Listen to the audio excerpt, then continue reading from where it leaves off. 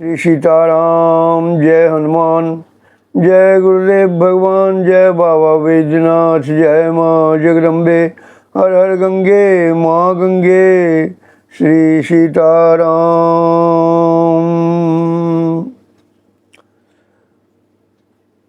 अत्यंत मंगलमय ज्ञान मूर्ति श्री हनुमान जी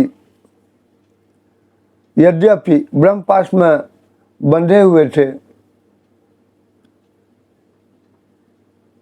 जब उन्हें और अन्य राक्षस सब ब्रह्मपाश के ऊपर से रस्सी बांध दिया। जब ये रस्सी बांध दिया तो ब्रह्मपाश की स्थिति समाप्त हो गई। हनुमान जी ब्रह्मपाश से मुक्त हो गए। हनुमान जी समझते थे कि मैं ब्रह्मपाश से मुक्त हो गया हूँ, फिर भी हनुमान जी अपना भाव जो हम ब्रह्मपाश में बंधे हुए हैं, डरे हुए थे, डर की स्वांग करते थे। राक्षस श्री पवन पुत्र को रावण के समीप ले गए। मार्ग में उन्हें देखकर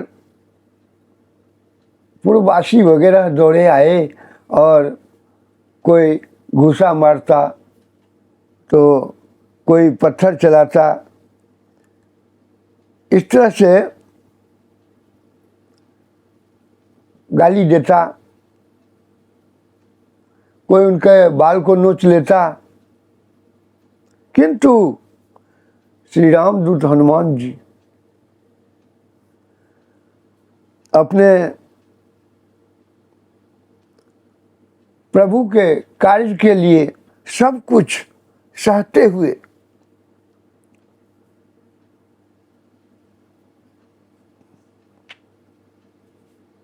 दूत थे, तो उनको तो अपने प्रभु का सैन्य संचालन भी देखना था। इसीलिए वे सब वातावरण को सहते हुए, उनका ध्यान था केवल हम यहाँ के मार्ग को, यहाँ के गली के रास्ता को सब कुछ देख लें, और वही ध्यानपूर्वक देख रहे थे। इस प्रकार मेघनाद उन्हें रावण के पास ले गए। ये पूर्व की बात है। आज मैं रावण के सभा की बात करता हूँ। पिता के सम्मुख पहुंचकर मेघनाद ने कहा, इस असाधारण बानर ने हमारे अनेक वीर राक्षसों के प्राण ले लिए हैं। मैं इसे ब्रह्मा के बल प्रभाव से बांध कर लाया हूँ। अब मंत्रियों से परामर्श कर जैसा उचित समझे करें। नीति निपुण श्री हनुमान जी ने राक्षस राज रावण को सभा में ध्यानपूर्वक देखा। तपते हुए सुवर्ण के समान तेज और बल से संपन्न राक्षस राज दशानन ने नाना प्रकार के चित्रित रत्नों के स्फटिक मणि के बने हुए सिंहासन पर बैठा था। उसके मस्तक सोने के बने हुए विशाल बहुमूल्य एवं दीप्तिमान मुक्तों के उद्भासित हो रहे थे। मंत्र तत्व को जानने वाले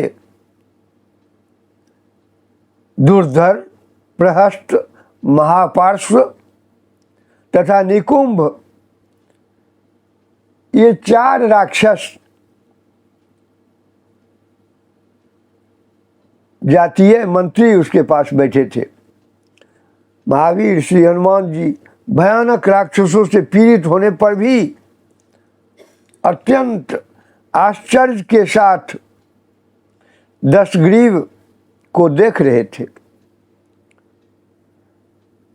दीप्तिशाली राक्षस राज के तेज से प्रभावित होकर धर्ममूर्ति पवन पुत्र ने मन ही मन कहा, इस अद्भुत रूप, अनुपम शक्ति और आश्चर्यजनक तेज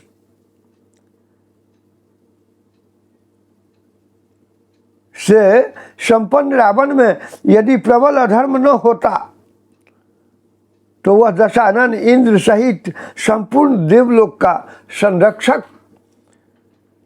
हो सकता था। दैत्यराज रावण अपने सम्मुख पिंगाक्ष, पिंगकेश और पिंगलोमा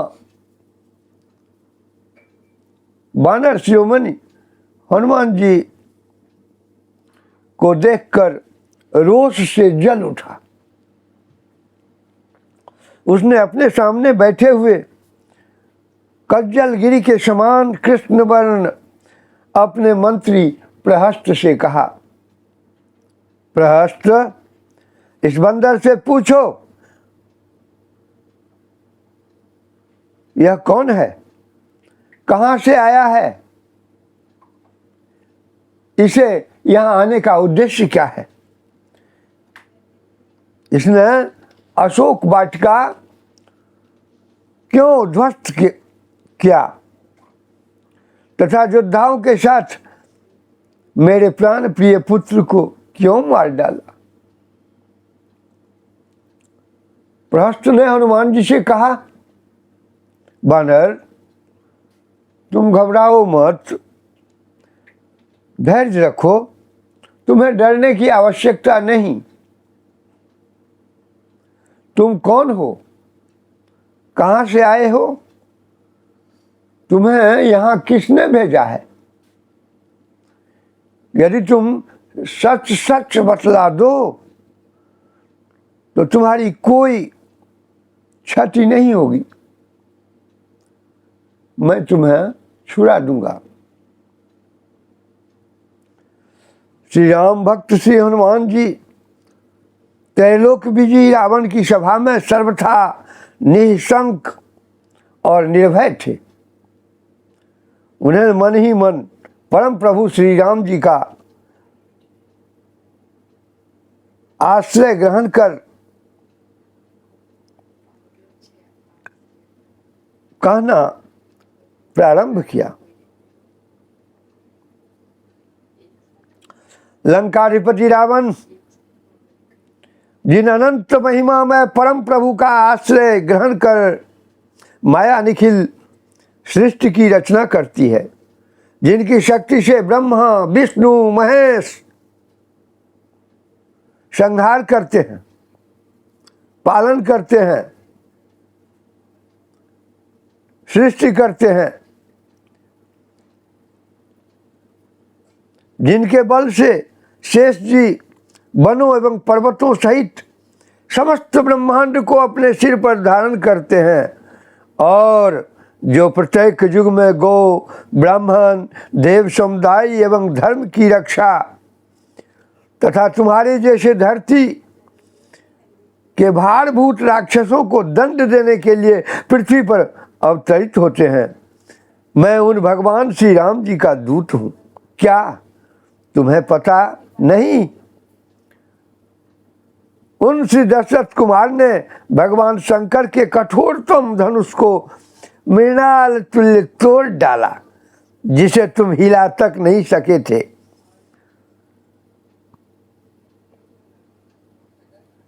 खरदूषण और तीसरा को 14,000 राक्षसों के साथ अकेले मार डालने वाले श्री राम जी को तुम नहीं जानते।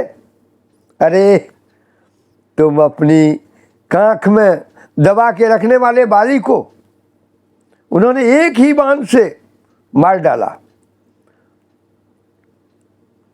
तुम उन्हें न जानने का स्वांग भले ही रच लो, पर वे तुम्हें कैसे भूल सकते हैं जिनकी सती पत्नी को तुम चोर की तरह चुरा कर ले आए हो। रावण, तुम अच्छी प्रकार देख और समझ लो, मैं उन्हीं सर्वशक्ति संपन्न परम प्रभु श्री राम जी का दूत, परम प्रतापी पवन देव का पुत्र श्री हनुमान हूं। किष्किंधापति श्री राम सखा सुग्रीव को सीता देवी की खोज के लिए व्यग्र होकर कोटि कोटि वीर वानर भालुओं को चारों दिशाओं में भेजा है। उन्हीं का भेजा हुआ मैं सतयोजन सागर लांघ कर यहाँ आया हूँ। मैंने माता सीता का दर्शन कर लिया हूँ। तुम भगवती सीता को लंका का विनाश करने वाली काल रात्रि समझो। सीता का शरीर धारण करके तुम्हारे पास काल की फांसी आ पहुंची है। रावण, तीनों लोकों में एक भी ऐसा प्राणी नहीं है जो भगवान श्री राम जी का अपराध करके सुखी रह सके। महायशस्वी श्री रामचंद्र जी चराचर प्राणियों सहित संपूर्ण लोकों का संहार करके फिर उनका नए सिरे से निर्माण करने की शक्ति रखते हैं। चतुर्मुख ब्रह्मा, त्रिनेत्र त्रिपुरारी,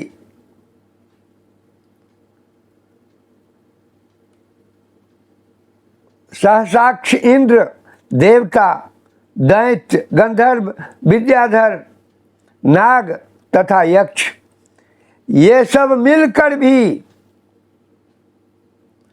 सम्रांगण में श्री रघुनाथ जी के सम्मुख नहीं टिक सकते। मैं तो प्रभु के आदेशानुसार माता सीता का दर्शन करने गया था। मुझे जोरों की भूख लगी थी, इस कारण फल खाने लगा। अपने स्वभाव के अनुसार मैंने वृक्षों को तोड़ा, किंतु तुम्हारे सैनिक मुझ पर प्रहार करने से बाज नहीं आए। जिन्होंने मुझे मारा उन्हें मैंने मारा, इसमें मेरा क्या दोष है? अपराध तो उन वानरों का, तुम्हारे पुत्र का है। तुम प्रत्यक्ष देख रहे हो, मैं यहां अन्यायपूर्वक बांध कर लाया गया हूं। कपीश्वर हनुमान जी की चतुरतापूर्ण निर्भीक वाणी सुनकर समस्त देवगण प्रसन्न हुए और राक्षसगण भयाक्रांत हो गया, कांपने लगा। श्री राम जी की शक्ति की महिमा सुनकर उनका मनोबल गिर गया। रावण तो क्रोधपूर्वक दांत पीसने लगा, परंतु परम बुद्धिमान मंगल मूर्ति श्री हनुमान जी दशग्रीव के यथार्थ हित के लिए अत्यंत शांतिपूर्वक आदेश देने लगे। लंकाधिपति, तुम ब्रह्मा जी के अति उत्तम वंश में उत्पन्न हुए हो तथा पुलस्त्य नंदन विश्रवा के पुत्र हो, कुबेर के भाई हो। अतः देखो, तुम तो देहात्म बुद्धि से भी राक्षस नहीं हो, फिर आत्मबुद्धि से राक्षस नहीं हो। इससे तो कहना ही क्या है, तुम सर्वथा निर्विकार हो। इसलिए शरीर, बुद्धि, इंद्रियां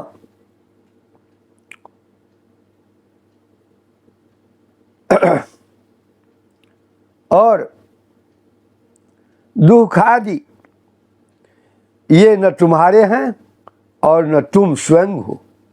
इन सब का कारण अज्ञान है और स्वप्न दृश्य के समान ये सब असत्य है। यह बिल्कुल सत्य है कि तुम्हारे आत्मस्वरूप में कोई विकार नहीं है, क्योंकि अद्वितीय होने से उसमें कोई विकार का कारण ही नहीं है। जिस प्रकार आकाश सर्वत्र होने पर भी किसी पदार्थ के गुण दोष से उसमें लिप्तता नहीं रहती, उसी प्रकार तुम देह में रहते हुए भी सूक्ष्म रूप होने से उसके सुख दुख के विकारों से लिप्त नहीं हो। आत्मा, देह, इंद्रिय, प्राण, आत्मा देह, इंद्रिय, प्राण और शरीर से मिला हुआ है। ऐसी बुद्धि ही सारे बंधनों का कारण है। और मैं चिन्ह मात्र अजन्मा अविनाशी तथा आनंद स्वरूप ही हूं, इस बुद्धि से जीव मुक्त हो जाता है। पृथ्वी का विकार होने से देह भी अनात्मा है और प्राण वायु रूप ही है, अतः यह भी आत्मा नहीं है। अहंकार का कार्य मन अथवा प्रकृति के प्रकाश से उत्पन्न हुई बुद्धि भी आत्मा नहीं है।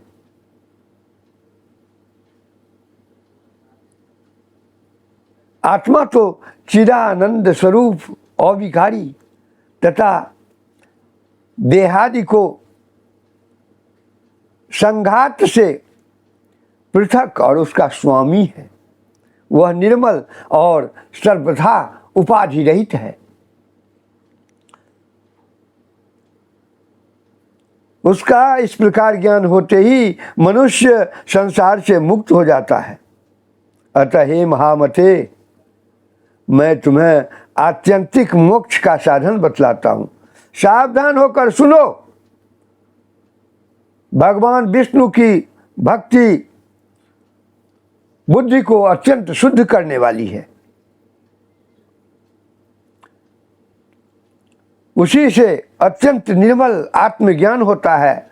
आत्मज्ञान से शुद्ध आत्म तत्व का अनुभव होता है और उससे दृढ़ बोध हो जाने पर मनुष्य परम पद प्राप्त करता है। इसीलिए तुम प्रकृति से परे पुराण पुरुष सर्वव्यापक आदि नारायण लक्ष्मीपति हरि भगवान का भजन करो। अपने हृदय में स्थित शत्रु भाव रूप मूर्खता को छोड़ दो। शरणागत वत्सल श्री राम जी का भजन करो। सीता जी को आगे कर अपने पुत्र और बंधु बांधवों सहित भगवान श्री राम जी को शरण में जाकर उन्हें नमस्कार करो। इससे तुम भय से छूट जाओगे। जो पुरुष अपने हृदय में स्थित अद्वितीय सुख स्वरूप परमात्मा श्री राम जी का भक्ति पूर्वक ध्यान नहीं करता, वह दुख तरंगावलियों से पूर्ण इस संसार में समुद्र का पार कैसे पा सकता है। यदि तुम श्री भगवान श्री राम जी का भजन नहीं करोगे तो अज्ञान रूपी अग्नि से जलते हुए अपने आप को शत्रु के समान सुरक्षित नहीं रख सकोगे और उसे अपने किए हुए पापों से उत्तरोत्तर नीचे की ओर ही ले जाओगे। फिर तुम्हारे मोक्ष की कोई संभावना न रहेगी।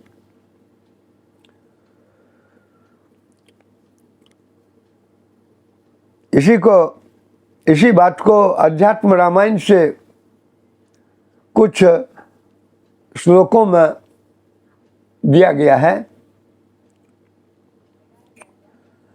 त्वं ब्रह्मणो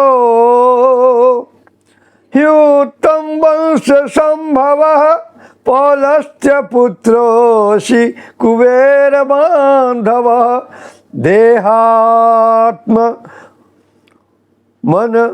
देहात्म बुद्ध्यापि च पश्य राक्षसो न स्यात्म बुद्धिया किमु राक्षसो नहीं।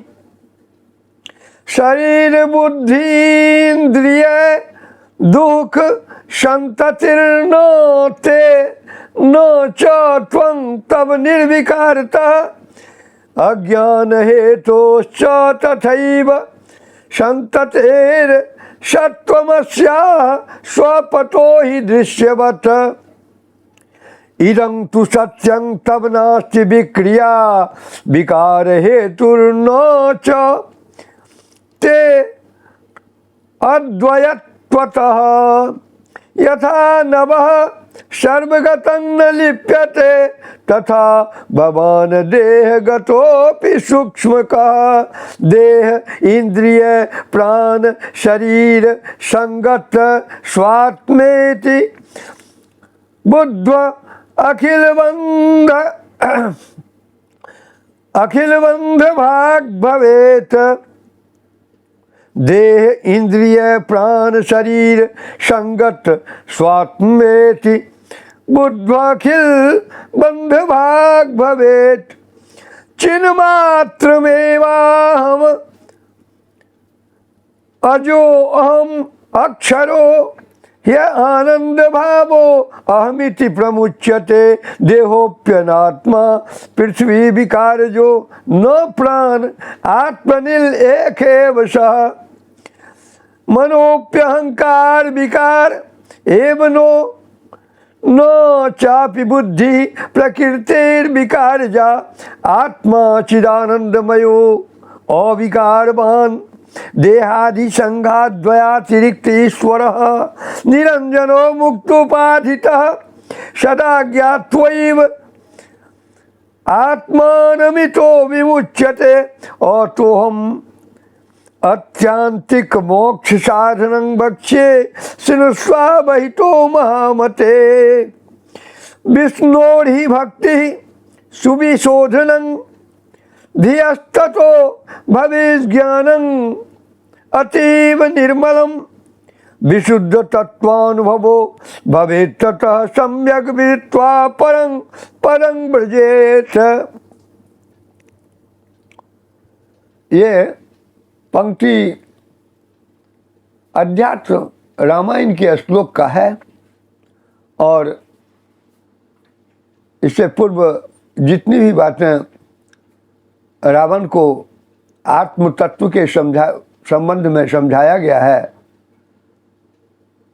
वही बात इस श्लोक से अध्यात्म रामायण में दी गई है।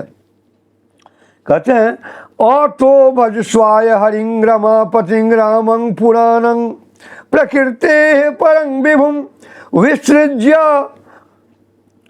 मोक्षं हृदि शत्रुभावना भजस्व रामं शरणागत प्रियं सीतां पुरस्कृत्य सपुत्र बांधव रामं नमस्कृत्य विमुच्यते से भयात् रामं परात्मानं भाव्यंजनो भक्त हृदिस्थं सुखरूपम अद्वयम कथं परं तीरं वामुयाज्जनो भवा बंधेर दुख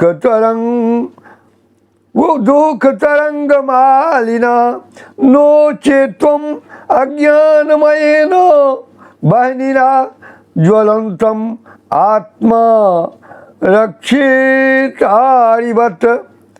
नयस्य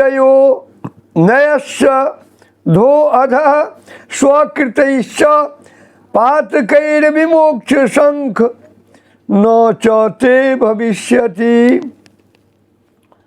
असुरराज, मैं तुमसे पुनः पुनः विनीत प्रार्थना करता हूँ कि तुम माता सीता को अत्यंत आदर पूर्वक आगे करके भगवान श्री राम जी के समीप चलो और उनके चरणों में गिरकर अपने अपराधों के लिए क्षमा मांग लो। विश्वास करो, वे दयाधाम श्री राम जी तुम्हें निश्चय ही क्षमा कर देना। फिर तुम लंका में निष्कंटक राज्य करो, तुम्हारा लौकिक और पारलौकिक जीवन सुधर जाएगा, सफल हो जाएगा, तुम धन्य हो जाओगे। भक्तवर श्री अंजनानंदन दशग्रीव के परम कल्याण के लिए उसे अमृतोपम उपदेश दे रहे थे, किंतु भावावेश भावीवश दुर्बुद्धि राक्षस राज को वह बहुत अप्रिय लगा। उसके नेत्र लाल हो गए। अत्यंत कुपित होकर उसने कहा, वानरधम दुष्ट बुद्धे, मेरे सामने तू अनर्गल प्राप्त करने का दुस्साहस कैसे कर रहा है? वनवासी राम और सुग्रीव को की क्या शक्ति है? पहले तो मैं तेरा वध यही करता हूं, फिर सीता को मारकर तेरे राम लक्ष्मण और सुग्रीव को भी उसकी सेना के सहित मृत्यु मुख में झोंक दूंगा। दशानन की मिथ्या आदर्पोक्ति को विशुद्धात्मा श्री मरकटाधीश के लिए सह लेना संभव नहीं था।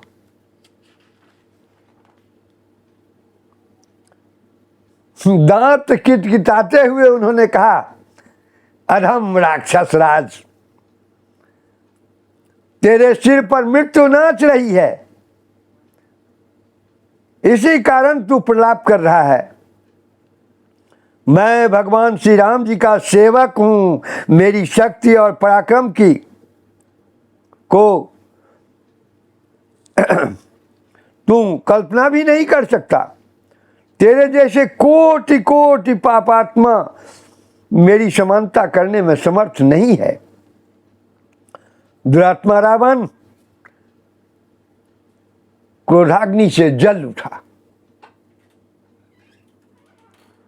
उस क्रोधोन्मत्त असुर ने चिल्लाते हुए अपने असुरों को आज्ञा दी, राक्षसों, तुम इस दुष्ट वानर का वध कर डालो, यह मेरा आदेश है।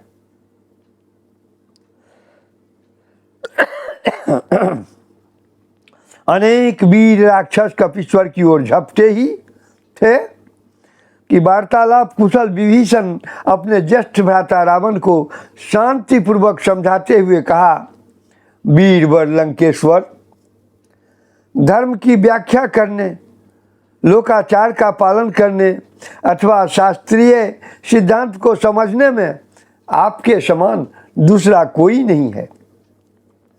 आप क्रोध को त्याग कर विचार करें।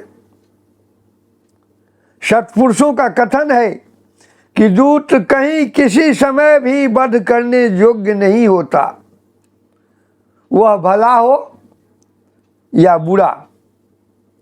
शत्रुओं ने इसे भेजा है, इसीलिए यह उन्हीं के स्वार्थ की बात करता है।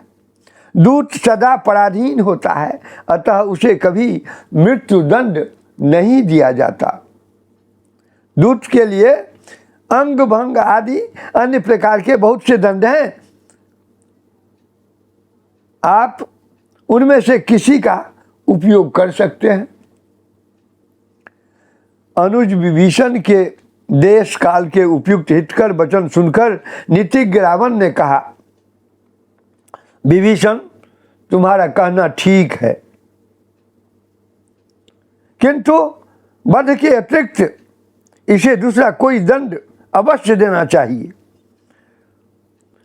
बानरों को अपनी पूंछ बड़ी प्यारी होती है, वही इनका आभूषण होता है, अतः यथाशीघ्र इसकी पूंछ जला दो।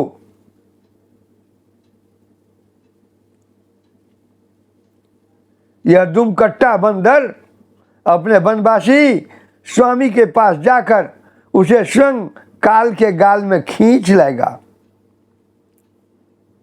दुष्ट दशानन ने पुनः आज्ञा दी, असुरगण तिरस्कार करते हुए इसको लंका की सड़कों, चौराहे और गलियों में घुमाओ और अंत में इसकी पूंछ में आग लगा दो। आज मैंने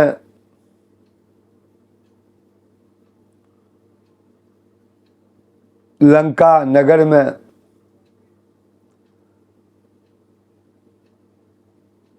हनुमान जी रावण को भरसक समझाने का प्रयास किए,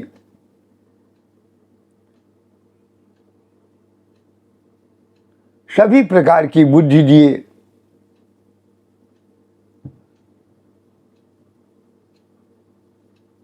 लेकिन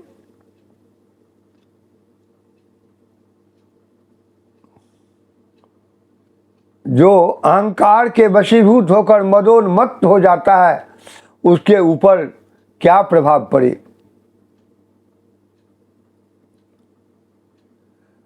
हनुमान जी मानवता की वास्तविक बात रावण को सुझाए। इसको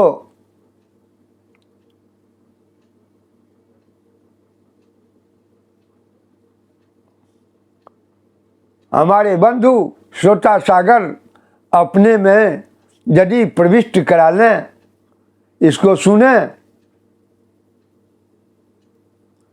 उनकी भी स्थिति कल्याणकारी हो जाएगी।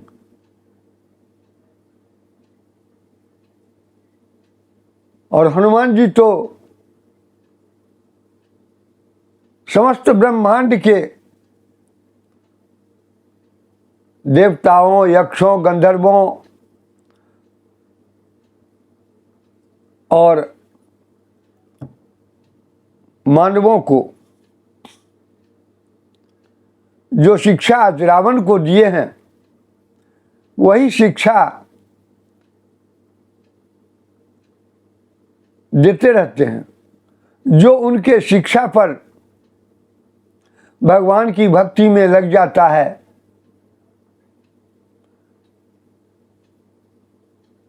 और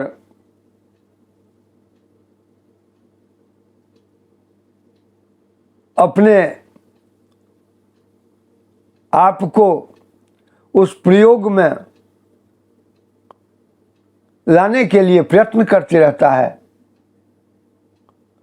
उसकी बुद्धि निर्मल हो जाती है।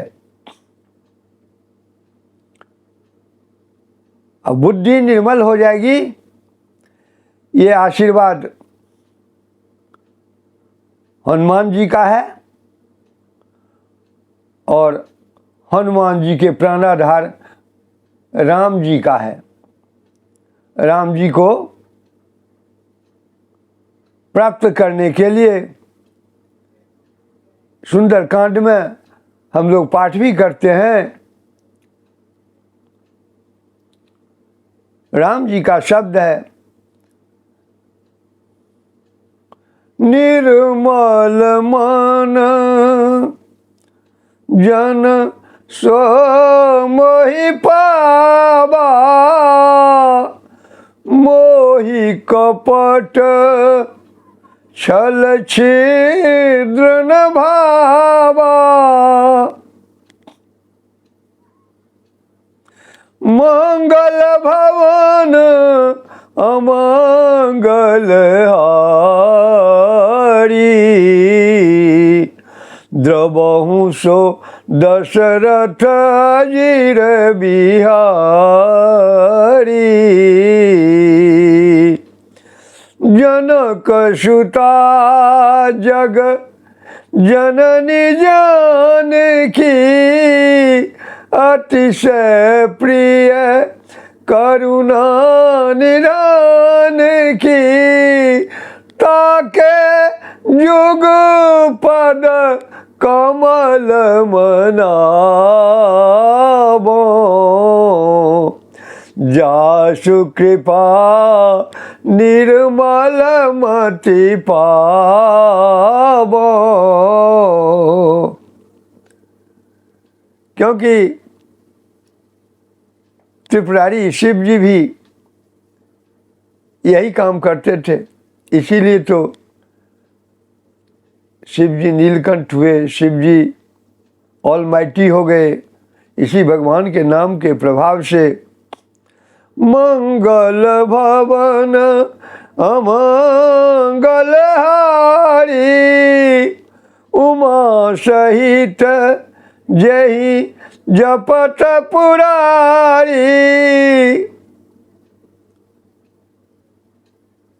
और हनुमान जी की कथा तो आपके सामने अभी मैं हनुमत चरित्र के रूप में यह कथा कह रहा हूं। हनुमान जी की जैसी क्रिया है, उस क्रिया के फलस्वरूप वो क्या बने हैं? मंगल मूर्ति मारुति नंदन, सकल अमंगल मूल निकंदन। महावीर महावीर बिन बो हनुमाना, राम जासु जस आप बखाना।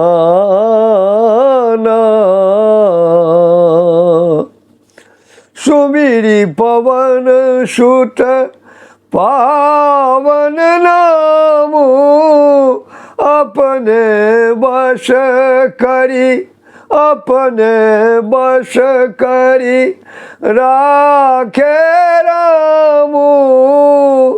श्री राम जय जय राम, श्री राम जय जय राम, श्री राम जय जय राम, श्री राम जय जय राम, श्री राम जय जय राम, श्री राम जय जय राम, श्री राम जय जय राम।